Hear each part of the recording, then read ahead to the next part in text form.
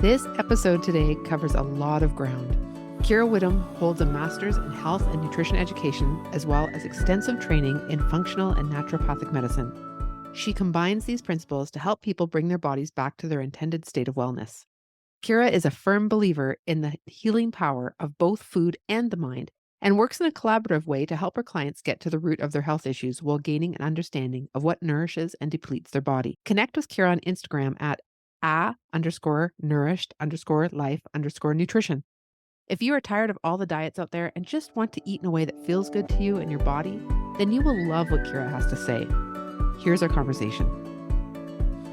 Today we have Kira Whitham with us, and I'm excited for all of the nutrition and health that we're going to be talking about, and maybe in ways that people haven't thought about before. So welcome to the podcast, Kira. Thank you. Thank you so much for having me. Tell me a little bit about why we don't necessarily have to be perfectionists, which we have a lot listening to this podcast, when it comes to nutrition, when it comes to what we're putting in our bodies.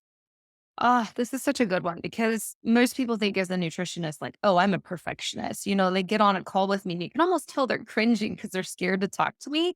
I'm a realist. Like, I do promote like, hey, we need to eat a healthy, whole foods-based diet 90 to 95% of the time, but we also have to live. We have to enjoy life. It's not helpful for our adrenal glands if we're super stressed out and thinking, oh my gosh, I can't eat that food. And then I'm going to this celebration. I'm not supposed to have this. That's not health either. There's got to be a balance. You've got to enjoy those things and you have to trust your body. If you're eating 90% of healthy food, 10% of the time, your body's going to be okay with some of those treats. Just let it be.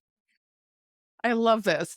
And I think that's where I really want to kind of focus today, because I know, especially as we're coming into the end of the year, a lot of times there's the worry that whatever you've been doing is going to be shot to pieces because you're coming into the holiday season, or maybe you're already thinking what those resolutions are for the next year, and they might be really unrealistic expectations. But I'd love if we can talk a little bit just on the idea of what does nutrition look like for us? What is reasonable? What things should we not be believing because there's so much out there? And I think that's part of the issue is how much is coming at us on this topic. Yeah. Yeah, this is a good topic. And it's funny that you said that end of the year because you're right. So many people make New Year's resolutions, and I would argue that you should not. I mean, if there's something that you want to change in your life, why don't you just do it today? Why do we need to wait until the new year to come up with some crazy restricted diet to hit a goal that maybe that's not even what you need to do? So, my thing is, we're all unique. There's not one right diet out there. Veganism may work for someone, paleo may work for someone. In reality, they all kind of follow the same thing. And it goes back to a whole foods diet. Eating food that you can actually find in nature, whether you're hunting it, foraging it, fishing it, whatever. And then, like I said, 10% of the time, allowing the treats, the things that come, in a factory, a donut, a cookie, whatever. But I hate the term diet because so many people think, oh, it's restrictive, or I'm supposed to fit in this little box because someone told me that this is what's going to bring me health. And it doesn't. Yes, we need to nurture our bodies. We need to give it what it needs, vitamins, minerals, fatty acids. But in reality, eat foods of a wide variety. I mean, that's the biggest thing I could tell your listeners, honestly.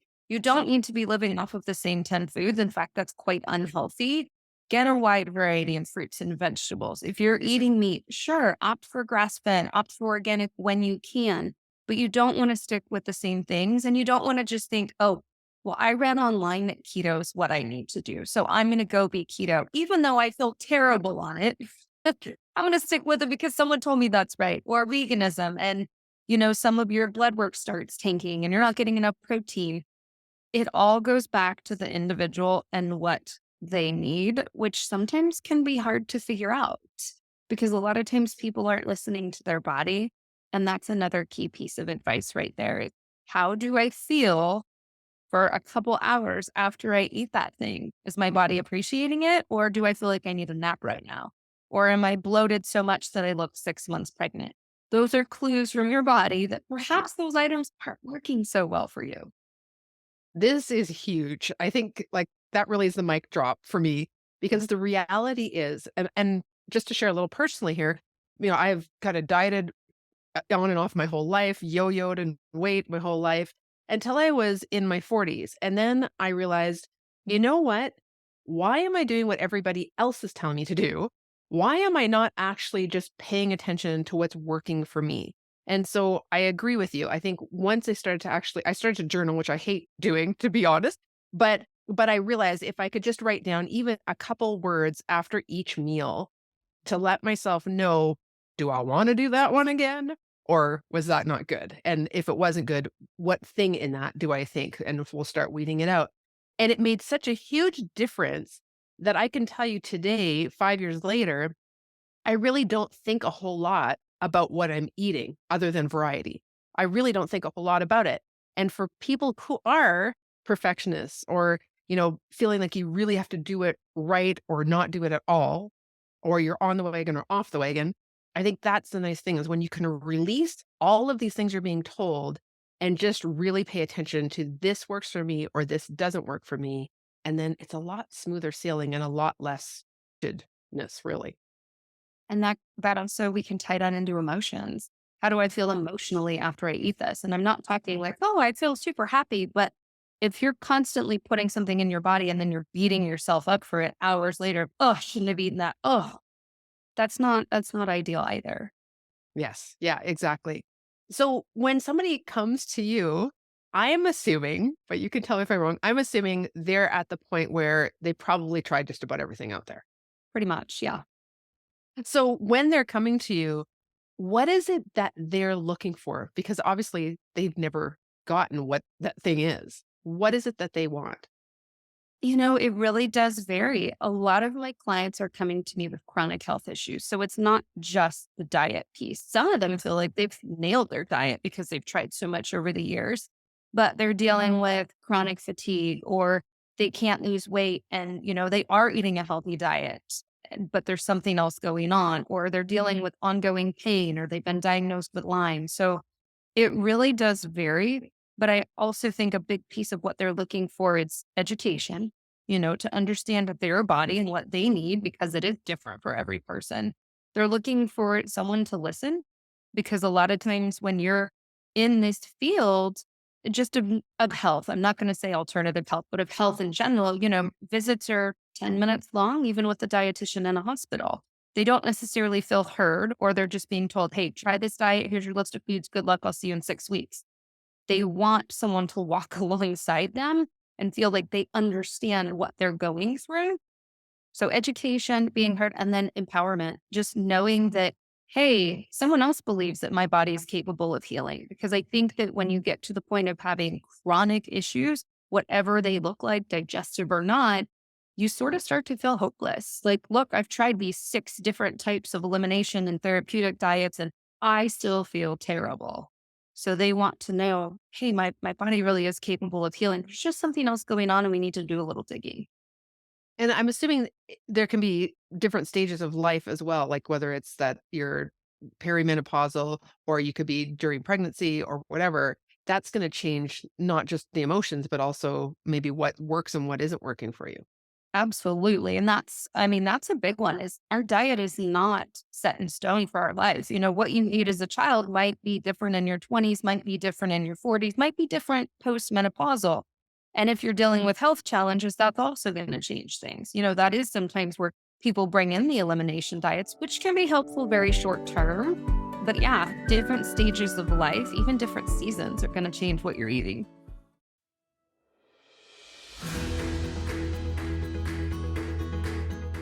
Hey, wonderful listeners. If you're an entrepreneur or a business owner like me, then you know the struggle of juggling a million tasks while trying to focus on what really matters. Well, guess what? I've got a game changer for you, and it's called Umbrella Virtual Solutions. You know those tasks that make you want to pull your hair out? The ones you'd rather avoid like the plague? Yep, Umbrella Virtual Solutions has got you covered. Need a killer website that'll make your competitors jealous? Boom, they're the web wizards you need. And let's talk about virtual events. Everyone loves attending them, but the behind the scenes madness? Not so much. Luckily, these experts are your event architects. They'll plan, set up, and run the whole shebang so you can shine in the spotlight without the tech headache. Now, here's the best part. If you're a fellow podcaster like yours truly, you know that editing can be a real audio nightmare. But fear not, because Umbrella Virtual Solutions are audio editing maestros.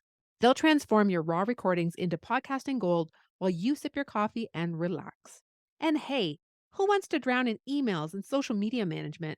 Not me. That's where Umbrella Virtual Solutions really shine. They love diving into the admin abyss, leaving you with a clean slate to focus on your passion projects. But hold on, there's more. These folks aren't just about taking off tasks, they're your partners in business creation. Got a brilliant business, but no clue where to start? They will guide you through the process, turning your dreams into a reality. Do you know what they've done for me? They've given me back my time and peace of mind. Head over to umbrellaVS.com and book a free strategy call. Say goodbye to overwhelm and hello to a whole lot of extra hours in your day. That's umbrellaVS.com, where dreams become reality and tasks become history. Check them out and get ready to conquer the world one stress-free day at a time. So, one thing I wanted to ask, especially because there are a lot of entrepreneurial women that listen, when it comes to what we're putting in our mouth, I guess is what I'm really saying. What should we be thinking about when it comes to, you know, keeping us keeping us clear mentally when we want to be able to produce well, when we want to keep up for energy through the day? Like what types of things can we do on a daily basis that would just help us function better running our own businesses? So protein is going to be a big one. And I can't tell you the amount of women that I see under eating protein thinking, "Oh, okay, I'm just going to grab a bagel in the morning and the lunch is a sandwich." That's not going to be enough protein. You need that. So I would say 25 to 30 grams of protein per meal is what you should be shooting for. So that's a big one. Ensuring enough calories is another one because I see a lot of women perimenopause, menopausal age where, ooh, I'm starting to get a little weight gain happening because of those changing hormones. So I should probably cut back on calories and cut back on calories and cut back on calories. I wouldn't have any energy either if I was eating like 1,000 calories a day. So making sure that you are fueling yourself, getting a wide variety of fruits and vegetables, fiber is going to be a big one. And then I'm also going to argue that hydration is going to be huge because if you're dehydrated, you're not going to have energy to get through the day. You're not going to have the mental clarity to keep up with your client. So, hydrating with enough water, but also understanding that hydration doesn't just mean, hey, drink 8 glasses of water a day. It means you need the minerals to go in the water, the magnesium, the chloride, sodium, the potassium. So, I'm a huge fan, especially for busy women. Just grab a scoop of electrolytes, throw it in your water bottle, and go. That makes it super simple. The other thing too, when you're busy all day, and I think for most women, we've got a lot of aspects of life that we're responsible for and that we're trying to juggle. And in that, there's just extra stress. So, what happens to our health when we find that we're super stressed or we're feeling, for some of us, maybe on the verge of burnout? What doesn't happen? I mean, truly, well, the majority of doctors' visits are stress related. People just don't realize it. Stress is going to impact your cortisol levels. So, cortisol can go too high or too low.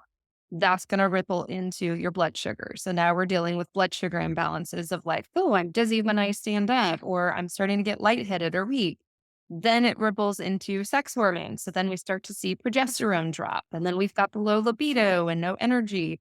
Then it ripples into our digestive system and we're not assimilating nutrients. So we're not getting like gut bacteria. I like to call it a feeding frenzy. We can start to develop dysbiosis or an overgrowth. So in reality, stress is going to ripple into every aspect of your health. It's going to impact your sleep. It's going to impact your mood. So yeah, I mean, you've got to start to work on stress management. And I'm not saying that people can just eliminate stressors. Like I can't just wave a magic wand and take away stress, but working on calming that nervous system on a daily basis is going to be huge. So this is where, we talk about on the podcast about taking time out for yourself, about having a break, whether it's that you want to meditate, you want to go for a walk, you want to just have some downtime. Like these are the things that help that parasympathetic nervous system kick in and calm. And so again, like here's just another area of our life when it comes to our health and nutrition that we need to take care of that. How does our gut specifically work when it comes to stress? And then we'll talk more about what foods can we use to nourish that. Yeah. So when it comes to stress, that's going to lower stomach acid. And that's where I said we're not breaking down our protein, we're not breaking down other foods. It's going to allow for some overgrowth to start to come into play because we've got trillions of bacteria. And I hate to use the word good and bad, but essentially, we've got the good guys, we've got the bad guys. They're supposed to live synergistically. But when we've got stress and stomach acid and digestive secretions are becoming suppressed, then it creates that feeding frenzy of we're feeding the bad guys and they're starting to take over. And that's when we start to develop symptoms, headaches, bloating, constipation, whatever. And Kira, would you say, are there things that we can do when it comes to our choices when we walk into a store? Because I think this is the thing that gets me when I walk into a grocery store or even at the market. What am I looking for when it comes to, okay, these foods are going to nurture me. They're the ones that are going to be best for my system if I am stressed and for my gut in order to help me. Going grocery shopping, I mean, honestly, stick with the perimeter. That was like one of the first pieces of advice I ever got, but it makes the most sense.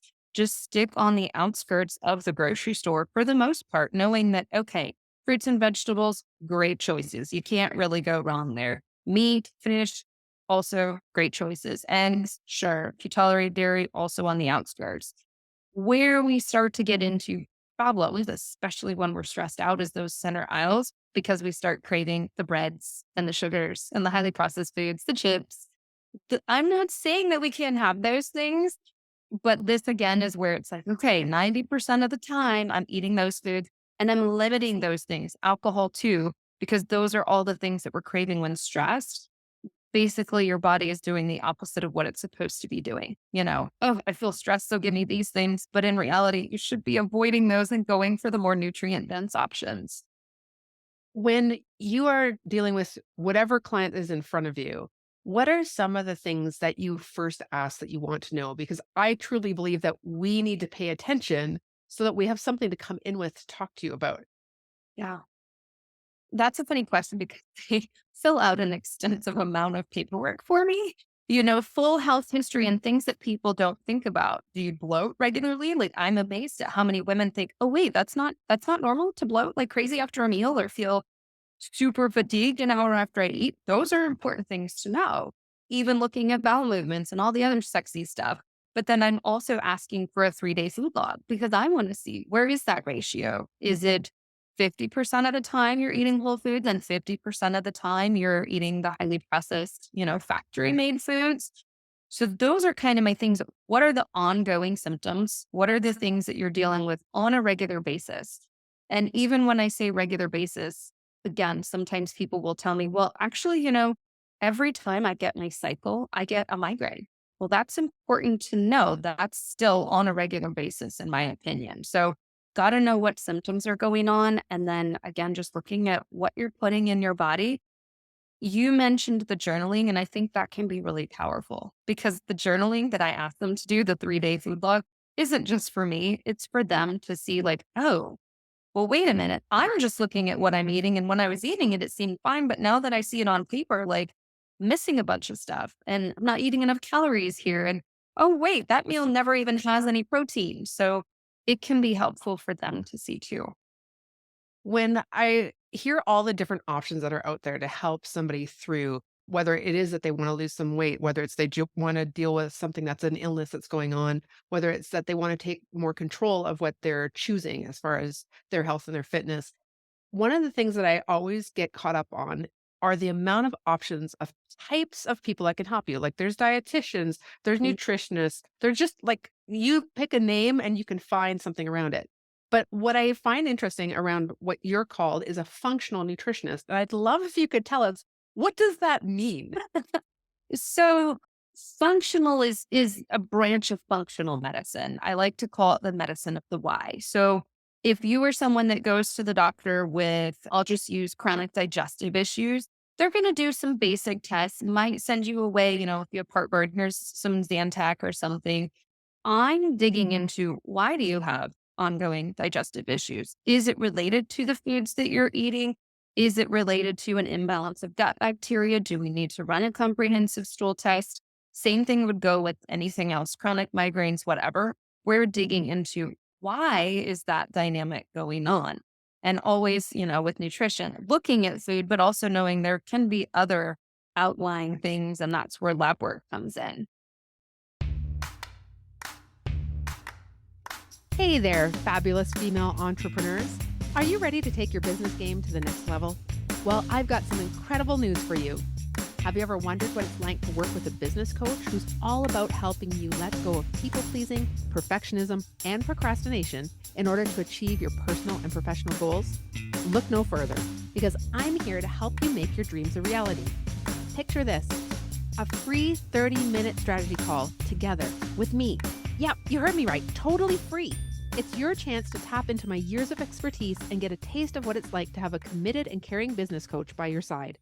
I've had the honor of empowering many female entrepreneurs just like you.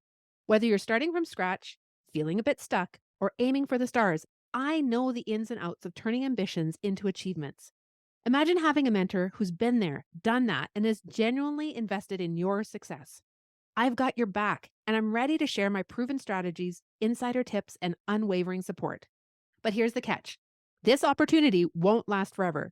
So if you're serious about smashing your goals and want to experience what it's like to work with a business coach who's all about getting results in a way that is authentic and enjoyable for you, head over to www.pursueprogress.com/podcast now and click on today's episode to go to the show notes and book your free strategy call. That's www.pursueprogress.com/podcast, your gateway to claiming your free 30-minute strategy call. Seize this chance to unlock your potential, find your purpose, and embark on a journey of growth and success. All right, amazing listener, it's time to make your move. Visit www.pursueprogress.com/podcast. Book your spot and get ready to take that first step toward your wildest dreams. Thanks for tuning in. And remember, I'm here to support you in your goals and dreams. Don't procrastinate. Book your strategy call now and let's make those dreams a reality together. Okay. So at this time of year, as we're heading into those holidays and maybe more sweets, more bigger, heavy traditional meals, that type of thing. And for my people pleasers that are listening, sometimes that feeling like I don't want to disappoint someone, so I need to eat everything on my plate or, not insult them. So I'm going to take the entire tin of cookies and have that. What are some things that we can do to help ourselves around this so that we're not necessarily destroying all the work that we're doing to keep ourselves healthy? Yeah, this is actually my favorite time of year. I feel like you can, for the most part, go into any holiday party or any situation, and there are still decent options. So, this is where, again, I'm going to say go for the protein straight away. I don't care if it's deli meat, there's turkey over there, make a beeline for the protein, get some of that in first because we're going to stabilize blood sugar that way. And then you're not going to be falling asleep an hour later. Then, if there's any vegetables, go for that. Then allow yourself the fun stuff. Have the slice of pumpkin pie, like have a brownie. I don't care what it is, but just protein, vegetables, make the good choices first, and then go for the treats. And again, make sure you're hydrating because the holidays tend to bring alcohol. And I'm not going to tell someone what to do, but make sure plenty of water is happening first. What would you say if somebody is just struggling in this area overall and is really wanting to make some health changes, whether it's radical or just in specific areas? What would be your piece of advice to someone who's listening? Mm, I would say do the food log, do the food journal. Start with that and just look at what you're eating first and foremost and evaluate if you need to make shifts somewhere because we're pretty intelligent. People come to me, but they already know that they need to make some changes around diet. Sometimes they just need to hear it. So start with that and look at, what am I putting in my body every day? Is this nourishing me or is this potentially depleting my nutrient reserves? And then I'm going to argue that stress needs to be right up there with it. Look at your stress levels. Are you taking those breaks like you mentioned? Are you doing things, meditation, yoga, whatever, to try to calm the nervous system? Because if you're stuck in fight or flight, I don't care if you're eating the healthiest diet in the world, you're still not going to feel good. So start with those two things and then you can kind of build from there. But food and stress, like those are two really big ones that will get people a long ways. The other thing that I want to mention, because I know that you're giving us a free gift, which is your thyroid ebook. And this is an area that I hear more and more, especially even from friends that I know. I had to get my thyroid checked. There's something off of my thyroid. So, how does this fit in when it comes to nutrition? So this is actually a big one. A lot of times when we go to the doctor, they will run just TSH, which is basically a pituitary measure. It's not actually telling us about your thyroid.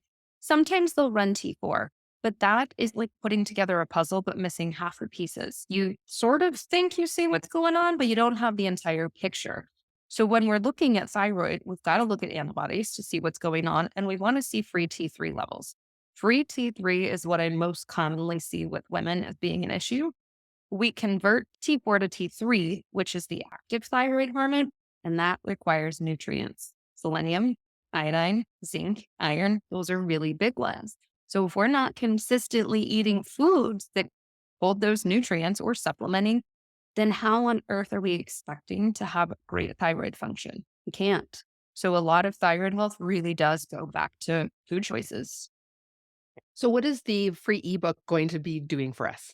So that is going to give you an indicator of what to ask your doctor for a full panel. So you can feel again empowered and you've got the education to go in and say, hey, I don't just want TSH. I would like to get all of these checked because I'm dealing with weight gain. I'm dealing with low energy. My hair's falling out, whatever it might be. You're going to see some symptoms associated with low thyroid function. And then you're going to get some tips from me on, hey, these are the foods high in these nutrients. Go ahead and start eating these if you're not. I love this. Thank you so much for the free gift and all of the contact info for Kira, as well as the link to this ebook, will be in the show notes. Make sure you go there and grab it. And Kira, where's the best place for us to get a hold of you? Instagram and Facebook, honestly, social media, I'm at a Nourish Life Nutrition, or you could go to my website, which is a nourishlifenutrition.com. That makes it easy. And Kira, is there anything else you would like to say to the listeners today? Just advocate for yourself. There's a lot of sick people right now who just don't know where to turn, don't know what to do. Women, especially, because that's primarily who I work with, that feel like, oh, I went to the doctor and they just told me that I'm getting older. It's just menopause, or I'm too busy. I've got to slow down. There's more to it. Yeah, you got to slow down. And yes, age is going to factor into things, but it doesn't mean that our health is just going to take a nosedive. So keep advocating for yourself. Kira, I have a question for you that I ask every single guest that comes on the show. And it is, of the three P's, which are people pleasing, perfectionism, and procrastination, which one do you identify with the most? I'm going to have to say perfectionism, but I would like to say I'm a recovering perfectionist. Yeah, definitely perfectionist. Yeah. Thank you so much for being here today. I think this is a huge topic and we can go in all kinds of directions, but I'm glad that we were able to cover so many areas of this. So thank you for being here. Yeah, thank you so much. This was great.